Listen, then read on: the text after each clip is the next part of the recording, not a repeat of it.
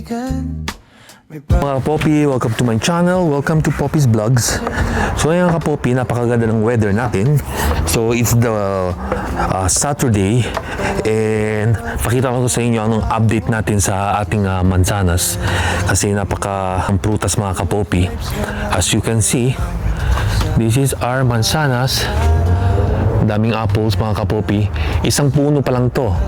And for some reason guys, madami naman leaves ang aming puno, pero ngayon parang sobrang dami, pati parang napakakapal ng dahon. Siguro nga dahil madalas ang ulan mga ka-Poppy, kaya ganito kadami ang ating dahon. And at the same time, yung fruits naman mga ka-Poppy, ever since itong punong to, itong puno na nasa left, we always got lots of fruits here. Napakadaming apples.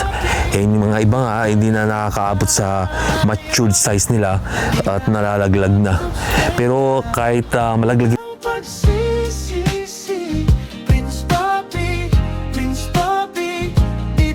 pa yung mga 100 or 200 na apples dito bago siya mag full grown, hindi yan mauubusan guys, kasi itong mga ka-Poppy napakadami hanggang taas yan.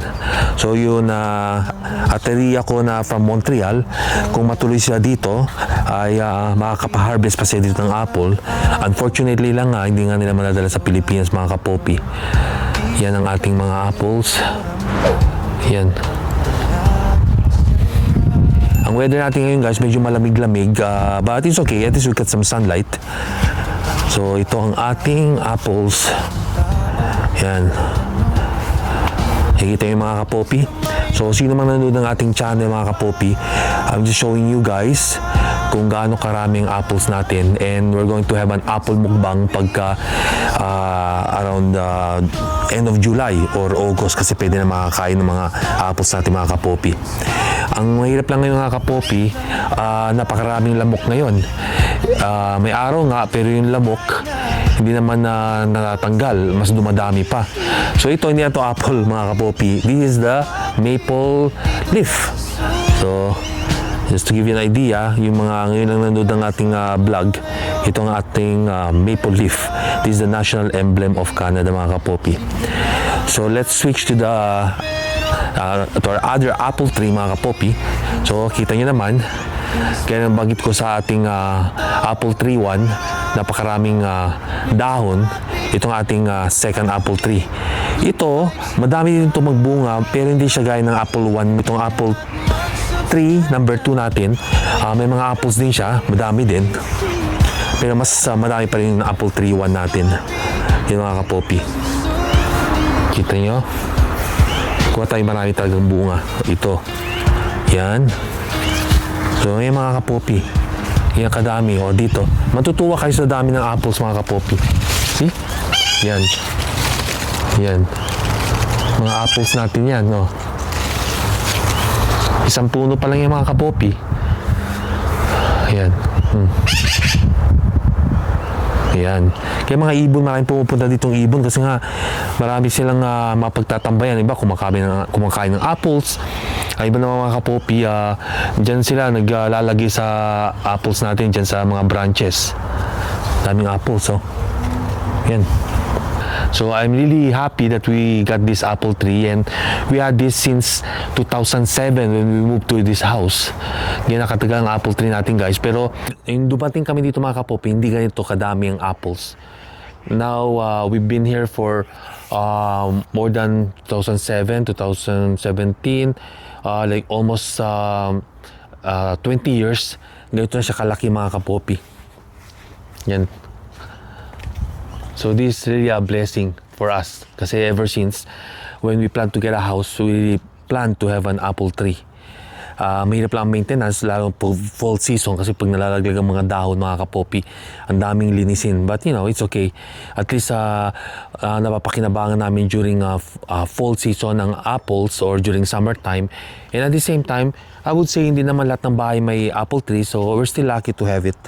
So ang ating damo guys, napakasok pa din kasi nga malakas ang ulan, lalo kahapon at 8 o'clock. Yan. And as you can see guys, hindi to sira. So ang ginawa ko para hindi siya masira, kasi every time it rains, nahulog dyan yung tubig. So bumibigat yung bubong and then nasisira. So what I did, I just disconnected it, and then if we get a visitor, I will just connect the four corners, and then magagamit na uli siya.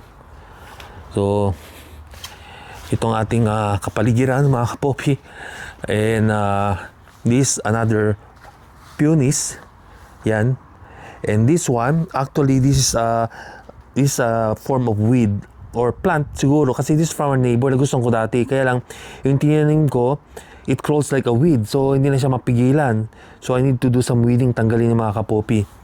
At itong kalaban namin, ito talaga, this is a form of weed.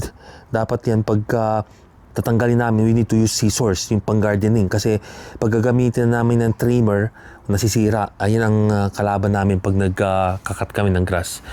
So I'm glad na nakakat tayo ng grass kahapon. Hindi lang na perfecto, kasi nga I need to remove some weeds dahil nga sa lakas ng ulan, so natambay siya. Baka mamaya mga kapopi gagawin natin yan. Andito pa nga mga gamit natin. Itong lawn mower, kahit basa yan, it's waterproof, hindi nasisira. If I want to start it, I can start it. Pero kung sasabihin natin mag-cut tayo ng grass at this time, hindi makakat kasi nga basa. But I already cut it. Then these are blower, ayan, pagtanggalin ng mga leaves, ng mga natitirang damo, and these are edger or our trimmer, ayan, pag sa mga tabi-tabi ng grass, you know, just to let you know, these are the equipment I use to cut grass.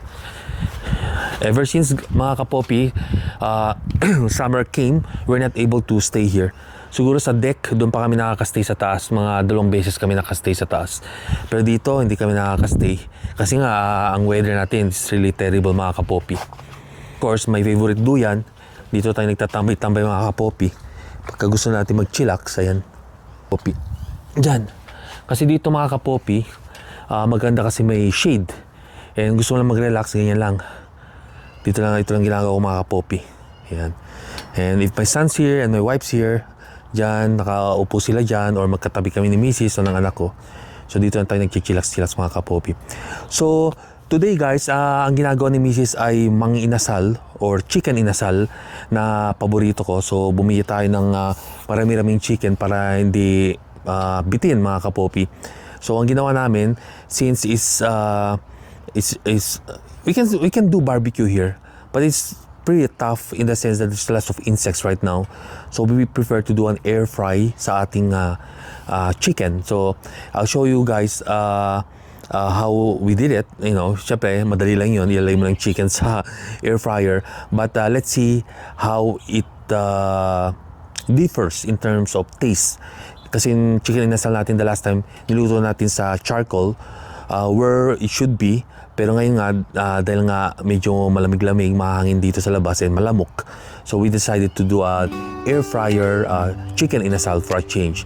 And I will let you know mga kapopi how it tastes like pagka naluto na. Okay? We'll see you. Umagang kay ganda, sikat ng araw, sakto sa mata. Mga dahong luntian, mga bulaklak na makukulay, sariwa